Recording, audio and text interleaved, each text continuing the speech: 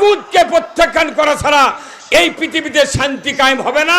এই জন্য আল্লাহ বলছেন তাগুতকে বাদ দিয়ে লিল্লাহে তাকবীর, প্রধান বক্তার আগমন, দুনিয়ার মুসলিম, ভারত বাংলাদেশের মুসলিম। ভালো আছেন? আমার ভাই রাহুল ভাই, আমার নামে নাম, উনি ভারতে বক্তৃতা দেন, আমার শুনে খুব ভালো লাগে, জটিল কথা কয়। ইনি আর হচ্ছে ইয়াসিন আলী। ইয়াসিন তো ভারতের আতঙ্ক, তারপরে ইনি আল্লাহ এনাকে হায়াত দারাজ করুক, উনি কোরআন বিজয়ের জন্য কথা বলার তৌফিক দান করুক, আমিন। ইবাদত তথা আমল কবুলের শর্ত কি বললাম, কথা বলেন। ইবাদত কবুলের শর্ত, আমরা যে সমস্ত ইবাদত কম বেশি করি, আমরা ইবাদত করি না? আমরা ইবাদত করছি কন্টিনিউয়াসলি, কিন্তু এই ইবাদত যদি আল্লাহর কাছে কবুল না হয়, আল্লাহ যদি এই ইবাদতগুলোকে কবুল না করেন, তাহলে আমাদের এই যে এত কষ্ট পরিশ্রম, শীতের রাত্রিবেলাতে উঠে ঠান্ডা পানি দিয়ে উজু করছেন, সালাত আদায় করছেন, কিন্তু আল্লাহ যদি কবুল না করে, গোটাটাই বৃথা হয়ে গেল না? আপনি হাজার হাজার লাখ লাখ টাকা দান করছেন, কিন্তু আল্লাহ যদি কবুল না করে, তাহলে আমাদের জীবনের যে মূল মাকসাদ, মূল উদ্দেশ্য, এটা আমরা ধ্বংস করে দিচ্ছি। তাই ইবাদত করার পূর্বেই আমাদের জেনে রাখা ভালো, বা জানা আমাদের অলঙ্ঘনীয় দায়িত্ব, যে ইবাদতটা করছেন আল্লাহ কি সেই ইবাদতটা কবুল করছেন? ডাইরেক্ট তো আমরা বলে দিতে পারবো না, আল্লাহ আমাদেরকে এমন জ্ঞানও দেয়নি যে কোন মানুষের নামাজ কবুল হচ্ছে, কোন মানুষের হজ কবুল হচ্ছে, জাকাত কবুল হচ্ছে, তথা ইবাদত কবুল হচ্ছে কি হচ্ছে না, এটা আমি এখান থেকে বসে আপনার ইবাদত দেখে আমি এটা বলতে পারবো না। আল্লাহ আমাদেরকে এই অথরিটি, অধিকার দেয়নি। তবে কি কোরআন এবং সুন্নাতে এমন কিছু আলোচনা করা আছে, যেগুলো যদি পূর্ণ হয়, যেই শর্তগুলোর সাপেক্ষে যদি ইবাদত করেন, তাহলে আল্লাহ সুবহানাহু ওয়া তাআলা আপনার এই ইবাদতকে কবুল করবেন। আর যদি শর্ত পূরণ না করতে পারেন, তাহলে আপনি ইবাদত করছেন হচ্ছে আল্লাহ সুবহানাহু ওয়া তাআলার কাছে ইবাদতগুলো পৌঁছাবে না, তাতে আল্লাহ এই ইবাদত গ্রহণ করবে না। বরং ইবাদত করেও মানুষকে জাহান্নামে যেতে হতে পারে। মানুষ ইবাদত করবে, কিন্তু তারপরেও মানুষকে জাহান্নামে যেতে হতে পারে। তাই আমরা একটা টাকা দান করার আগেও, এক রাকাত নামাজ পড়ার আগে আমাদেরকে জানা উচিত, জ্ঞান অর্জন করা উচিত যে আল্লাহ কোন ইবাদত কিভাবে করলে আল্লাহ কবুল করবেন, আর কোন ইবাদত কিভাবে করলে আল্লাহ কবুল করে না। জানার দরকার আছে না নাই? কারণ আল্লাহ সুবহানাহু ওয়া তাআলা এই গোটা সৃষ্টি জগৎকে সৃষ্টি করেছেন আমাদের জন্য। কার জন্য? এই মানুষের জন্য। আল্লাহর এই সৃষ্টি জগৎকে তৈরি করার কোনো প্রয়োজন ছিল না। এই মহাবিশ্ব যেটা আল্লাহ সৃষ্টি করেছেন, এটা আল্লাহ তৈরি করার কোনো জরুরত ছিল না। কিন্তু কেন করেছে? জাস্ট আমরা মানুষরা এখানে আসব, এই পৃথিবী নামক এই গ্রহে আসবো, আমরা পরীক্ষা দেব। এই পরীক্ষার জন্য আল্লাহ সুবহানাহু ওয়া তাআলা খুব সুন্দর করে, চমৎকার করে সাজিয়ে গুছিয়ে এই গোটা বিশ্ব জগৎকে আল্লাহ সৃষ্টি করেছেন। একটু 19-20 হয়ে গেলেই এই পৃথিবী নামক এই গ্রহটা টিকে থাকবে না, ধ্বংস হয়ে যাবে। কিছুদিন আগে দেখছেন না, মাঝে মধ্যে একটু যদি ভূমিকম্প হয়, তাতেই গোটা বিশ্ব কিভাবে উল্টে পাল্টে চলে যাচ্ছে, কত মানুষ মৃত্যুবরণ করছে।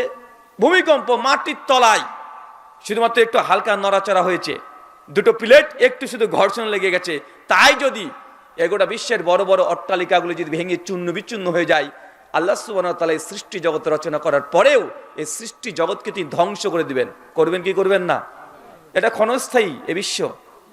এই যে আজকে এই যে মাহফিলের প্যান্ডেলটা তৈরি করেছেন, প্রোগ্রাম যখন হয়ে যাবে আপনার ভেঙে চূর্ণ বিচূর্ণ করে দিবেন।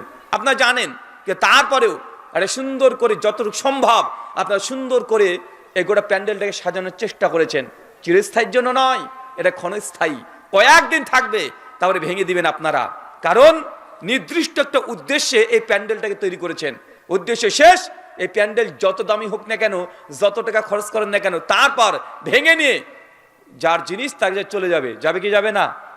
তো এই মহাবিশ্ব যেটা দেখছেন, এটাকে আল্লাহ সুবহানাহু ওয়া তাআলা চিরস্থায়ী রেখে দিয়েছে আমাদের জন্য না। আমাদেরকে ক্ষণস্থায়ী কিছুদিন আমরা এখানে এসেছি জাস্ট অতিথি হিসাবে।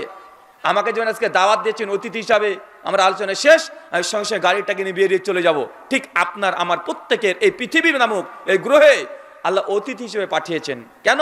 ওই যে নবী আদম আলাইহিস সালামকে আল্লাহ সুবহানাহু ওয়া তাআলা যখন সৃষ্টি করেছিলেন, তাকে জান্নাত জাহান্নাম সব দিয়ে দিয়েছিল, যাও যেখানে মন চাই খাও, পান করো, ঘুরে বেড়াও, এনজয় করো, গোটা জান্নাত তোমাদের। আল্লাহ শুধু মাত্র জানিয়ে দিলেন তবে গাছের কাছে যাবে না। আমাদের পিতা আদম তার এই পদস্খলনের কারণে আজকে আমাদেরকে দুনিয়াতে আসতে হয়েছে। এটা আমাদের পানিশমেন্ট। আমরা এসেছি, কিন্তু আমাদের মূল যে বাড়ি ঠিকানা, ওটাকে দুনিয়া না জান্নাত? মূল ঠিকানা কিন্তু জান্নাত। ওখানে বাপের পৈতৃক সম্পত্তি আছে। ওই পৈতৃক সম্পত্তিকে অর্জন করার জন্য এই দুনিয়াতে আল্লাহ সুবহানাহু ওয়া তাআলা আমাদেরকে পাঠিয়েছেন। কারণ আমাদের বাপ নবী আদমকে আল্লাহ জান্নাত দিয়ে দিয়েছে। এখন আমরা যদি জান্নাত যেতে চাই, তাহলে দলিলি প্রমাণ লাগবে কি লাগবে না? অবশ্যই লাগবে। আর এই দলিলি প্রমাণ হচ্ছে ইবাদত। কি কথা বলেন? আল্লাহ সুবহানাহু ওয়া তাআলা আদেশকে মেনে চলা। আল্লাহ বলছেন কোরআনুল কারীম সূরা যারিয়াত সূরা 51 আয়াত নম্বর 56, আল্লাহ বলছেন ওয়ামা খালাকতু জিন্না ওয়া ইনসা ইল্লা লিয়াবুদুন। অবশ্যই আমি মানুষ আর জিন জাতিকে, ওয়া মা হচ্ছে নাফিস সেগা, মানে না বোধক। আল্লাহ হচ্ছে অবশ্যই না, কখনোই না, আমি মানুষ আর জিনকে সৃষ্টি করতাম না। আল্লাহ কি বলছেন? মানুষকে আর জিনকে কি করতেন না? সৃষ্টি করতেন না। আমরা যখন ভাব অনুবাদ করে আমরা বলি যে আল্লাহ মানুষ আর জিনকে সৃষ্টি করেছেন ইবাদতের জন্য, অনুবাদ ভুল নয়, এটা ভাব অর্থ। কিন্তু ডাইরেক্ট যদি অনুবাদ করেন হবে অবশ্যই মানুষ আর জিনকে আমি আল্লাহ সৃষ্টি করতাম না। কেন করেছি? আল্লাহ তারপরে কালেমে হাসর তাগিদ দিচ্ছেন, ইল্লা, শুধুমাত্র এর জন্য, কেবলমাত্র আমার ইবাদতের জন্য। চাচা কিসের জন্য? আল্লাহর ইবাদতের জন্যই মহাবিশ্বকে সৃষ্টি করা হয়েছে। আপনি মহাবিশ্ব যে কি এটা এখনো বুঝেননি। আপনার অস্তিত্ব যে কত ক্ষুদ্র, কত ছোট্ট আপনি এখনো বুঝেননি। আপনাদের এই যে বগুড়া জেলা, এই বগুড়া শহর, এটা অনেক একটা বড় শহর না? এটা অনেক বড় শহর। এই গোটা শহরকে কি আপনি ভালোভাবে পরিদর্শন করে দেখতে পেরেছেন এখন পর্যন্ত? এখন হয়তো কমপ্লিটলি গোটা বগুড়া শহরকে আপনি নিজেই চেনেন না, অথচ 40-50 বছর আপনি বগুড়া শহরে, এই জেলাতে আপনি ঘোরাঘুরি করছেন, তারপরেও গোটা বগুড়া শহর প্রসঙ্গে আপনার ধারণায় নেই এটা কত বড়। বগুড়ার চাইতে গোটা বাংলাদেশ সাইজে কত বড়, চিন্তা করতে পারছেন যে গোটা বাংলাদেশ কত বড়? বাংলাদেশে 18 কোটি মানুষ, 64টা জেলা, লাগভাগ 520 প্লাস বাংলাদেশে থানা আছে। এত বড় একটা দেশ। আমি যে দেশ থেকে এসেছি, ইন্ডিয়া, আমার দেশে মানুষ কতগুলো আছে আপনি জানেন? 140 কোটি। বাংলাদেশে কত কোটি? 18 কোটি। আর ইন্ডিয়াতে, তো ভারতে 140 কোটি। তাহলে বাংলাদেশের তুলনায় ইন্ডিয়াতে মানুষের সংখ্যা কত বেশি, সাইজে কত বড় ইন্ডিয়া। এবার আপনি একটু কল্পনা করে দেখেন। আপনি মনে করছেন যে এই বাংলাদেশ আর ইন্ডিয়া নিয়ে গোটা পৃথিবী? না, বাংলাদেশ ইন্ডিয়া থেকে শুরু করে সৌদি, কুয়েত, কাতার, মালয়েশিয়া, বাহরাইন, ইন্দোনেশিয়া, যতগুলো দেশ দেখছেন, এরকম 250 ছোট বড় দেশ নিয়ে একটা পৃথিবী। কয়টা পৃথিবী? একটা পৃথিবী, এতগুলো দেশ মিলে। তাহলে আল্লাহ পৃথিবীকে কত বড় সৃষ্টি করেছেন চিন্তা করতে পারছেন আপনি? আপনার ব্রেনে, আপনার মগজে ধরবে যে পৃথিবী কত বড়। আর এত বড় পৃথিবীর মধ্যে 3 ভাগই জল আর 1 ভাগ স্থল। মানে জল মানে পানি, 3 ভাগ কি? পানি আর পানি, মানে মহাসমুদ্র। আপনি তো পানি অত দেখতে পাচ্ছেন না, আপনি মনে হচ্ছে যেদিকে যাই সেদিকে তো মাটি দেখি, রাস্তাঘাট, বিল্ডিং দেখি। কিন্তু পৃথিবীর 3 ভাগ 75% শুধু পানি আর পানি, আর মাত্র 25% তথা 1 ভাগ শুধুমাত্র এই ভূখণ্ড, মাটি, বিল্ডিং নির্মাণ করা আছে। এর মধ্যে আবার বড় বড় পাহাড়ও আছে। চিন্তা করতে পারছেন যে গোটা সৃষ্টি জগৎ কত বড়। আচ্ছা, আমরা যে সূর্য দেখছি না, সূর্য কতটুক? সূর্য হচ্ছে ভাতে থালার সমান নাকি? ওই যে তাই তো দেখতে পাচ্ছি। সূর্য কত বড়? এ ভাতে থালার সমান। চাপাই নবাবগঞ্জে দেখবেন একটা ওই কালাই রুটি পাওয়া যায় না? ওই কালাই রুটির সমান সাইজ হচ্ছে সূর্যর। আসলে কি সূর্য অতটুকু না? চাচা না, সূর্য হচ্ছে আমাদের পৃথিবীর চাইতে 1 গুণ 2 গুণ নয়, 1000 2000 নয়, 1 লাখ 2 লাখ নয়, প্রায় 13 লাখ গুণ বড় সাইজে। কল্পনা করে দেখেন পৃথিবী, এটাই আমরা মাপতে পারি না যে কত বড় সাইজে, কত বৃহৎ। পৃথিবীর চাইতে 13 লাখ গুণ একটা সূর্য বড়। শুধু সূর্যকে ছোট দেখেন কেন জানেন? আমাদের এই পৃথিবী থেকে সূর্যের দূরত্ব প্রায় 15 কোটি কিলোমিটার দূরে। কত কোটি? 15 কোটি কিলোমিটার। এর জন্য সূর্যকে মনে হয় ছোট। যখন বিমানে উঠবেন, ওপর থেকে যখন বাংলাদেশকে দেখার চেষ্টা করবেন, মনে হবে ভাতের থালা সমান বাংলাদেশ। কেন? দূরত্ব যত বেশি হয় তখন আস্তে আস্তে আস্তে সবগুলো ছোট হয় কি হয় না? হয়ে যায়। তো সূর্য মূলত ছোট জিনিস না, আমাদের পৃথিবীর চাইতে 13 লাখ গুণ বড়। বিজ্ঞানী যারা অ্যাস্ট্রোলজি আছে, যারা অ্যাস্ট্রোনমি নিয়ে পড়াশোনা করছেন, তারা জানেন, বলছে সূর্যের মতো, পৃথিবীর মতো, চাঁদের মতো এরকম গ্রহ উপগ্রহ মিলে কমপক্ষে 2 কোটি শুধু এরকম গ্রহই আছে।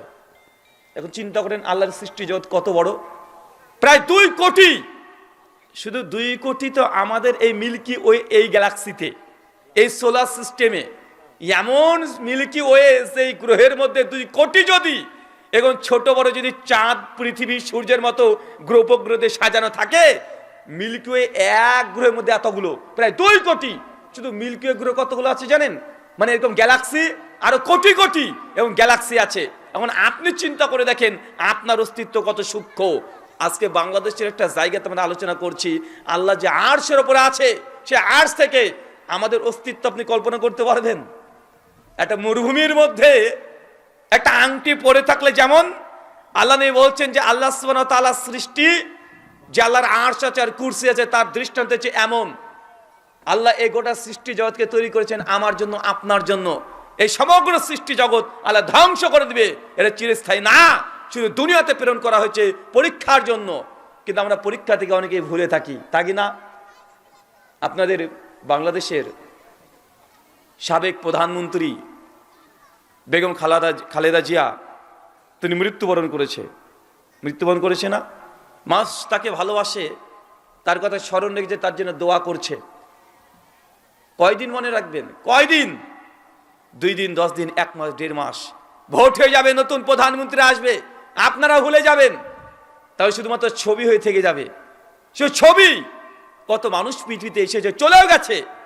মানুষ কখনো কখনো মানুষকে মনে রাখে না। আজকে মারা গেছে, দুঃখ কষ্ট পাচ্ছেন। চাচা, মৃত্যু হচ্ছে অনিবার্য সত্য কথা। এই যে আজকে আপনি জীবিত আছেন, এই গ্রামবাসী কতজন এই গ্রামে ছিল, মারা গিয়েছে না? আরে মনে রাখে না। পরিবারের মানুষও আপনাকে মনে রাখবেন, আমাকে মনে রাখবে না।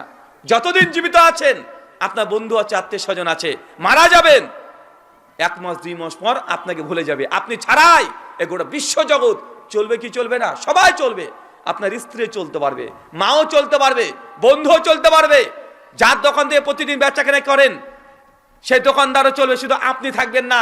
কেন? দুনিয়া হচ্ছে ক্ষণস্থায়ী, মৃত্যু হচ্ছে অনিবার্য সত্য কথা। এটা বারবার আপনাকে স্মরণ করতে হবে। আর মৃত্যু এটা ভয়ঙ্কর জিনিস। আপনি আপনার স্ত্রীর সঙ্গে 50 বছর সংসার করছেন, যেই ঘরে আপনি স্ত্রীকে নিয়ে ঘুমিয়ে থাকেন, 50 বছর ঘুমিয়ে আছেন, যে লেপ ক্যাথা নিয়ে আপনি শুয়ে থাকেন বিছানার পরে, আজকে রাত্রিবেলাতে যদি আপনার স্ত্রী যদি মারা যায় আর আপনাকে যদি বলা হয় সারা রাত এই লেপ ক্যাথার মধ্যে ঢুকে আপনার মৃত শরীর, স্ত্রী শরীর, তার পাশে আপনি ঘুমিয়ে থাকেন, আল্লাহি, আল্লাহর কসম যে আপনি ভয়ে ঘুমাতে পারবেন না। পারবেন?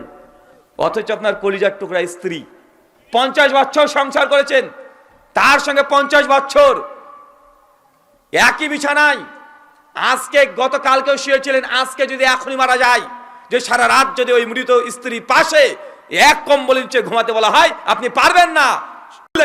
আপনি ভয় পাবেন, আল্লাহি আপনি ভয় পাবেন। মানুষ মারা গেলেই ভয়ঙ্কর হয়ে যায়। মানুষ মারা যাওয়ার সঙ্গে সঙ্গে সবাই তাকে দেখে ভয় পায়। ভয় পায় কি পায় না? আরে ভয় পায়।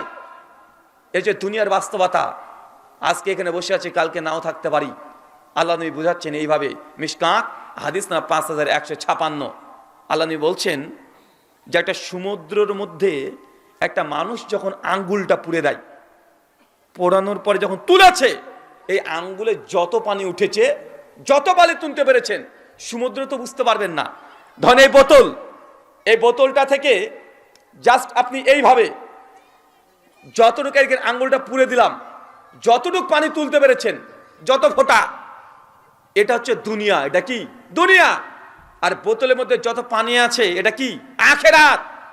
মানে দুনিয়ার চাইতে আখেরাত কত বড়, কত বৃহৎ। কিন্তু মানুষ আখেরাত, পারমার্থিক জীবনকে আপনি কতটুকু মনে রাখেন? আপনি মনে রাখেন না।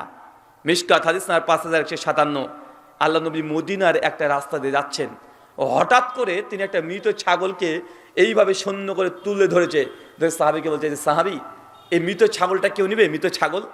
সাহাবীরা তাকিয়ে দেখছে যে মৃত ছাগল মানে মরে গেছে ছাগলটা, তারপরে কান কাটা।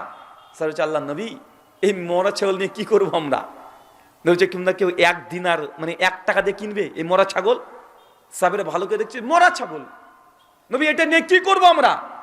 আরে মৃত ছাগলকে কেনা মানে 2 দিন 1 দিন পর গন্ধ বের হবে, দুর্গন্ধ, তাকে মাটিতে পুঁততে হবে।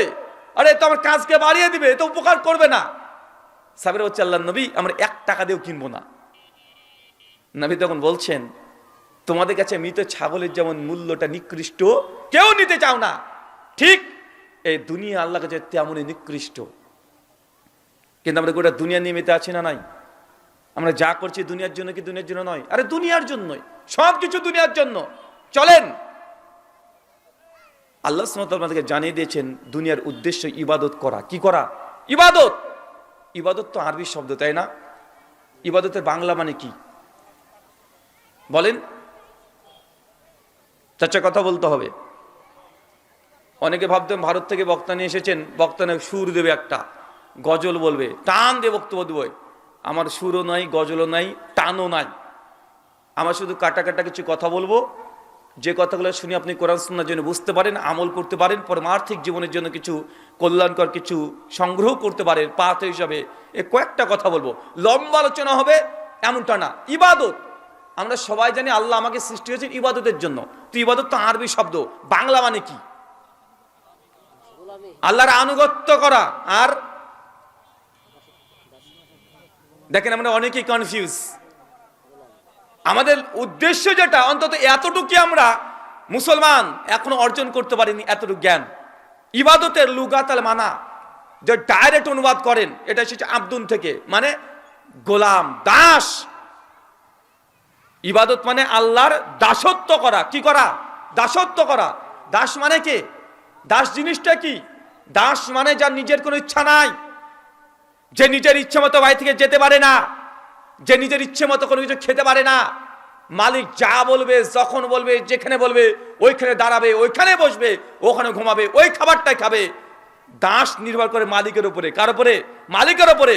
তো আল্লাহ সুবহানাহু ওয়া তাআলা আমাদেরকে বলছেন যে তিনি আমাদেরকে সৃষ্টি করেছেন দাসত্ব করার জন্য। আমাদের মনিবকে আল্লাহ সুবহানাহু ওয়া তাআলা মানে তিনি যা চাইবেন, যেইভাবে চাইবেন সেইভাবেই যদি আমরা কোনো কর্ম করি, ওটা হচ্ছে ইবাদত। শাইখুল ইসলাম ইবনে তাইমিয়া রাহিমাহুল্লাহ বলছেন, ইবাদত মানে শুধু নামাজ পড়া নয়, ইবাদত মানে শুধু রোজা করা নয়, ইবাদত করা মানে শুধু হজ করা নয়। আল্লাহকে খুশি করার জন্য আল্লাহ যা আদেশ করেছে সবগুলো পালন করবেন, এটা ইবাদত। একইভাবে আল্লাহ যেগুলোতে নারাজ হয়ে যায়, আল্লাহ যেগুলো কোনো বান্দা যদি করে আল্লাহ নারাজ হয়ে যায়, আল্লাহ যেগুলোকে হারাম করেছে এই হারাম থেকে দূরে থাকা, এটাও ইবাদত। কিন্তু আমরা কোনটাকে ইবাদত মনে করি? আমরা শুধু মনে করি নামাজ, রোজা, হজ, যাকাত, দান, সাদকা, আমরা এই কাজগুলো করি। আমরা ওই লোকটা কত বড় পরেজগার দেখেছিস, লোকটা 3 বার হজ করেছে, 4 বার উমরা করেছে, লোকটা 5 ওয়াক্ত নামাজ কাজা করে না, লোকটা কত বড় বুজুর্গ। কিন্তু ইবাদতের এটা অর্ধেক রূপ, যেগুলো আপনি নামাজ, হজ, যাকাত এগুলো করছেন, ইবাদতের সিংহভাগ মানে অধিকাংশ পড়ে আছে যেগুলোতে আল্লাহ নারাজ হয়ে যায়।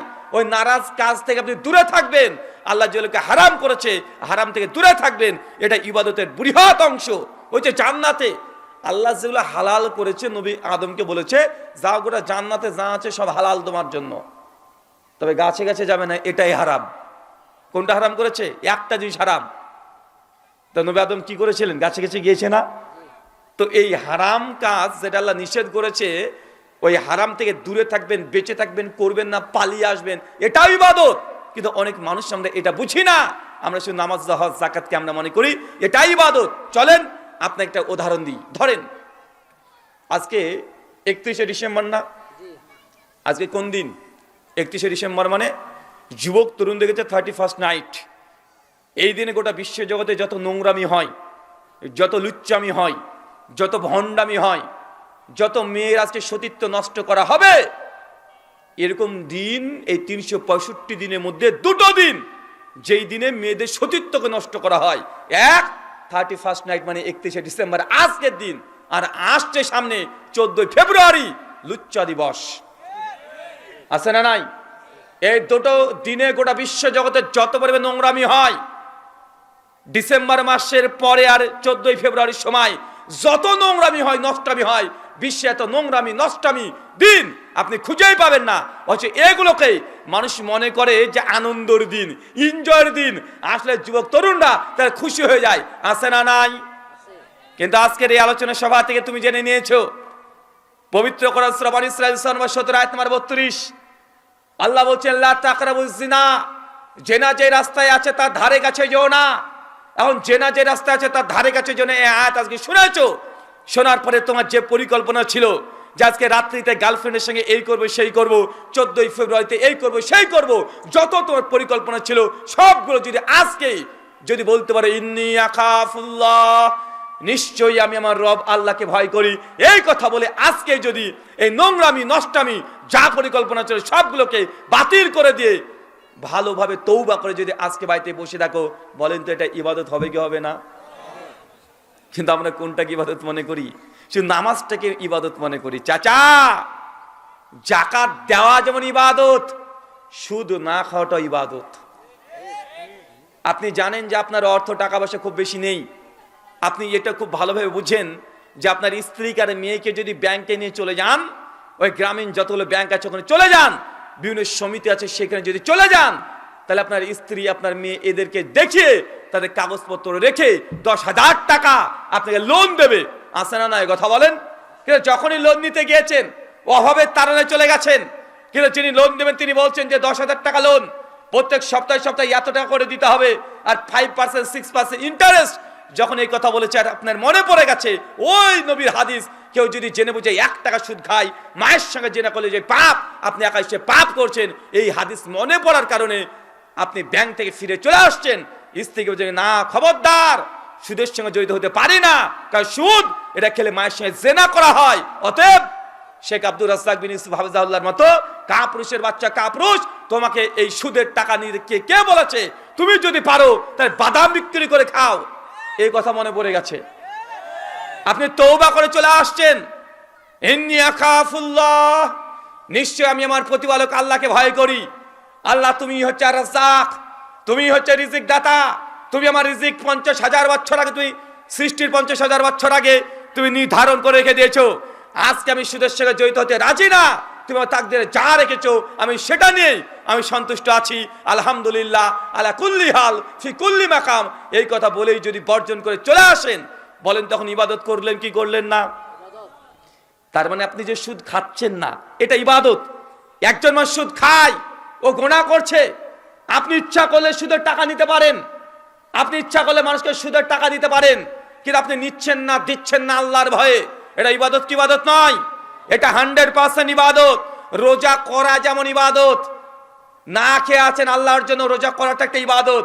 চাচা, ওই হাকিমপুরি জর্দা দিয়ে পান খাওয়া, এই যে খাচ্ছেন, যদি আজকে যদি আপনি ত্যাগ করে দেন এটাও ইবাদত।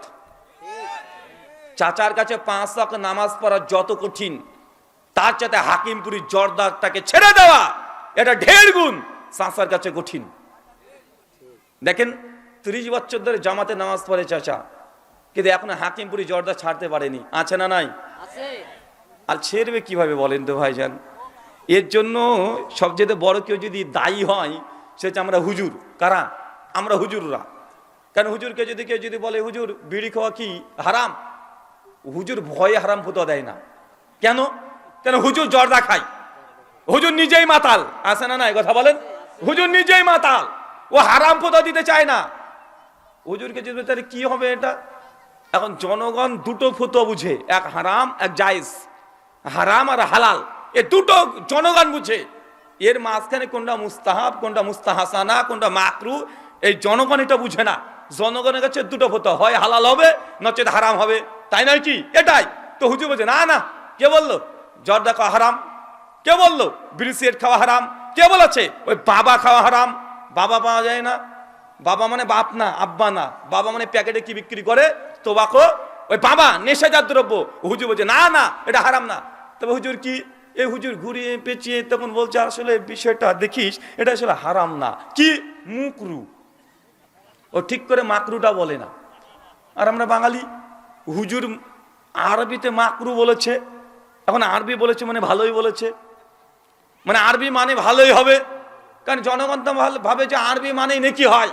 মানে আপনার কোনো শত্রু আছে যার ওপরে আপনার কঠিন রাগ, তাকে যদি গালিগালাজ খিস্তি দিতে মন চায়, 10-12টা আরবিতে গালিগালাজ মুখস্থ করে নেবেন, তার সামনে গিয়ে আপনি গালি দিতে শুরু করবেন আরবিতে, আর ও জোরে বলবে আমিন আমিন। মানে আরবি বলছে হচ্ছে দোয়া করছে, এরকম আছে না নাই কথা বলেন? মানে জনগণ এমন, মানে হুজুর আরবিতে বলেছে ওরা ভালোই বলেছে। চাচা মাকরু মানে কি জানেন? মাকরু বাংলা মানে হয় খারাপ, মাকরু মানে ক্ষতিকর, মাকরু মানে অপছন্দনীয়, মাকরু মানে নিন্দনীয়। এখন বলেন তো মাকরুর একটা বাংলা ভালো পেয়েছেন? তা আপনার হুজুর যে মাকরু খায় মানে কি খায়? হারাম খায়। এখন বলেন তো হারাম যদি খায় আপনার ইবাদত কবুল হবে? আপনাদের বগুড়ার কি বিখ্যাত? দই না, একদম খুবই বিখ্যাত। এখন ধরেন বগুড়াতে শহরে আপনার বিয়ে হয়েছে, আপনার বউ খুব বুদ্ধিমতী, ও করেছে কি শ্বশুরবাড়িতে গিয়েছেন, প্লেটে করে বগুড়ার দই, একদম ছাঁচটিওয়ালা দই নিয়েছে, নিয়ে আপনাকে দিতে গিয়েছে, দেখছে আপনি ঘরে নয় বাথরুম পায়খানা ঘরে ঢুকে পটি করছেন। বউ আপনার বুদ্ধিমতী পায়খানা গেটটা টুক করে খুলে তল দিয়ে ঢুকে দিয়েছে, বলছে খাও। আচ্ছা পায়খানা ঘরে বসে বসে বগুড়ার দই খেতে পারবেন? মানে একদিক দিয়ে দই খাচ্ছেন, একদিক দিয়ে বের হচ্ছে, কেউ আছে পারবেন? কথা বলেন, কে পারবেন? আচ্ছা নাটোরের কাঁচাগোল্লা বিখ্যাত না? যদি কাঁচাগোল্লা দিয়ে দেয়, টাঙ্গাইলের যদি চমচম দিয়ে দেয়, কেউ খেতে পারবে না?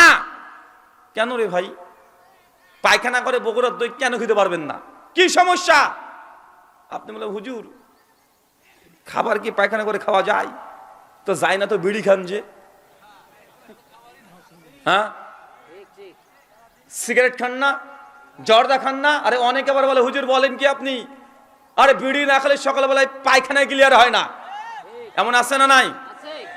আচ্ছা বলেন তো আপনার যদি এরকম সিস্টেম হয়ে যায়, যতক্ষণ বিড়িতে টান না দেন ততক্ষণ পায়খানায় ক্লিয়ার হয় না, তার মানে বোঝা যাচ্ছে যে আপনি নাপাক কাজ করতে গিয়েছেন, নাপাক ঘরে গিয়েছেন, যতক্ষণ নাপাকে টান না মারছেন নাপাক জিনিস বের হয় না, মানে সিস্টেমটা আল্লাহ আপনার উল্টে দিয়েছে। আরে বিড়ি সিগারেট জর্দা যে হারাম এটা হুজুরদের ভোতার দরকার নেই। বিড়ি সিগারেট জর্দার প্যাকেটে দেখেন লেখা কি থাকে? ধূমপান স্বাস্থ্যের জন্য উপকার, ভিটামিন ডি থাকে, এরকম কিছু লেখা থাকে? কি লেখা থাকে ভাই আপনাদের এলাকাতে? ধূমপান স্বাস্থ্যের জন্য ক্ষতিকর, মৃত্যুর কারণ, হুমকি ধামকি, এগুলো দিয়েই একদম নেশাজাত দ্রব্যের গায়ে একদম রীতিমতো লেখা থাকে। আমি তো মনে করি যে গোটা বিশ্ব জগতে একটাই খাবার আছে, একটাই খাবার পাওয়া যায় যে খাবারে বদনাম করে কোম্পানি বিক্রি করে, সেটা হচ্ছে নেশা। সব বদনাম করে, করে না?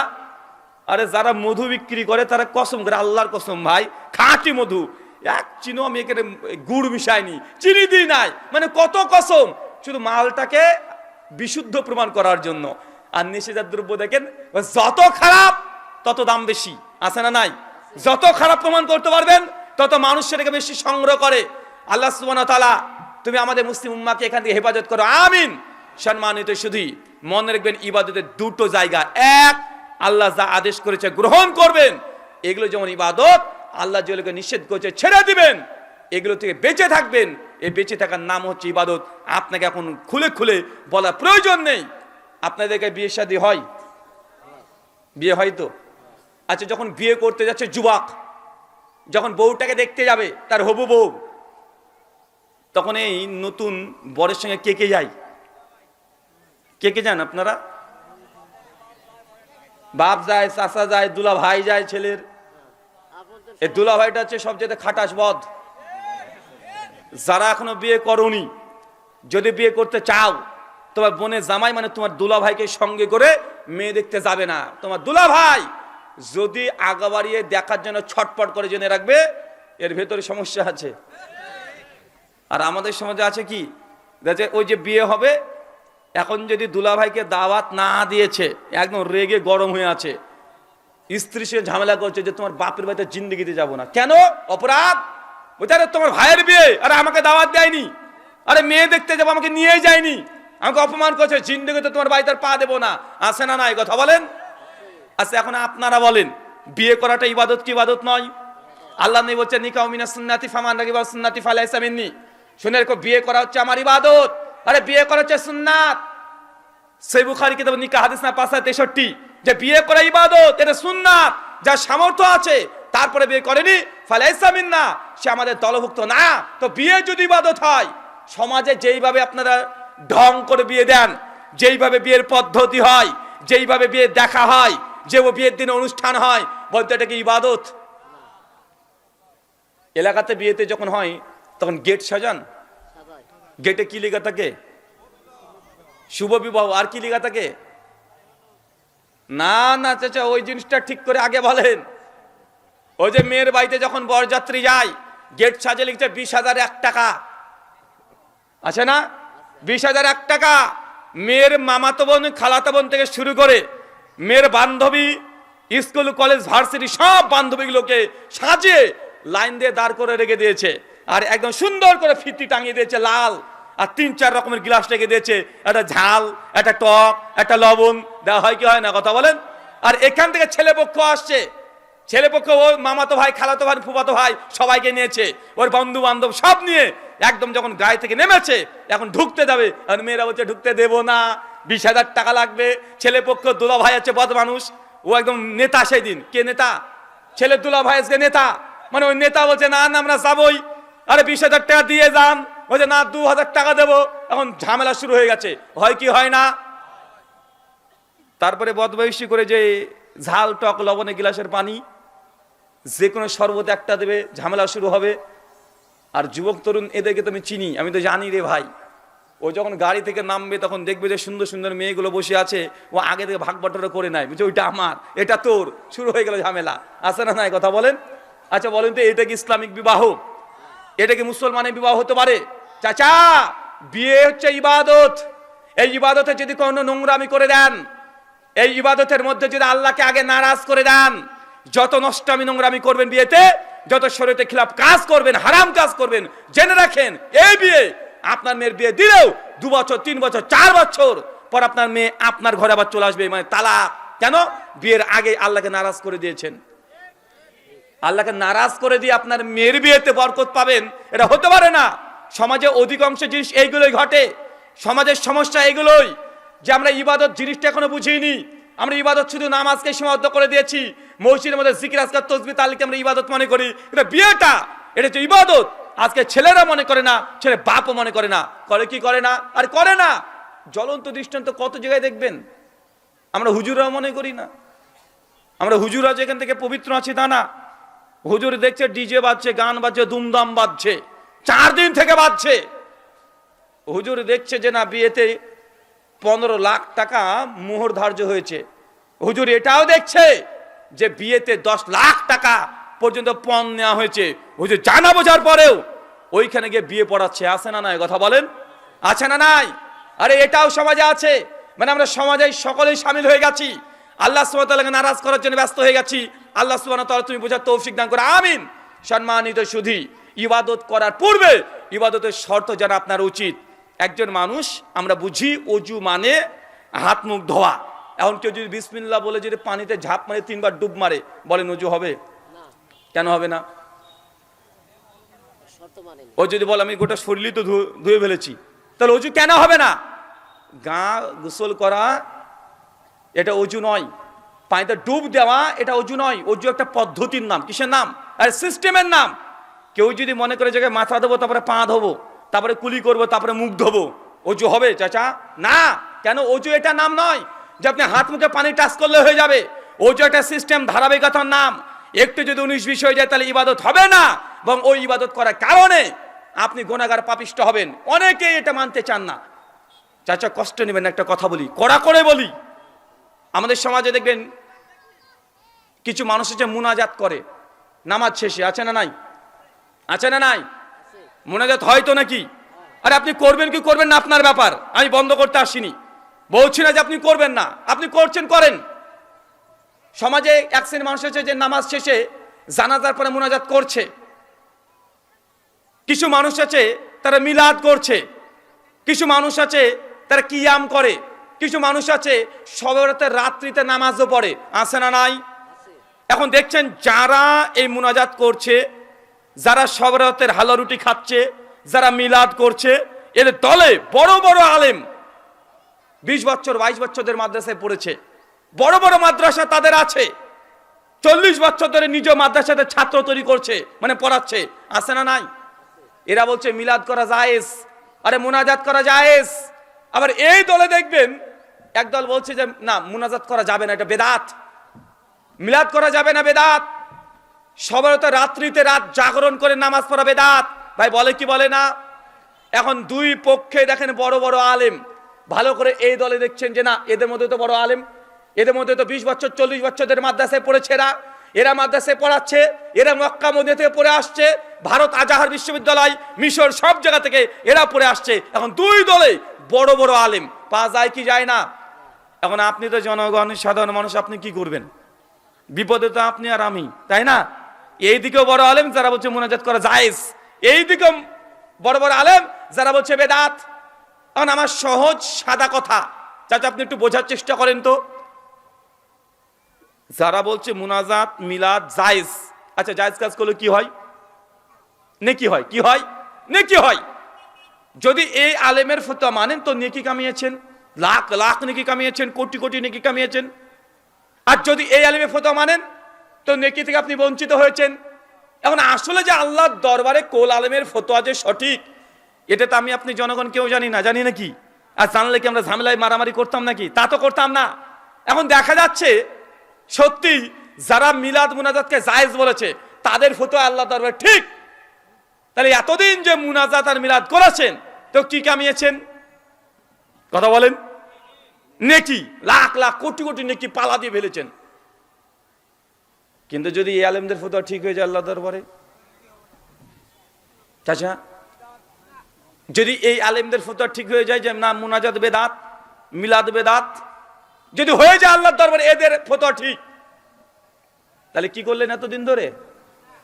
কি করেছেন? বেদাত।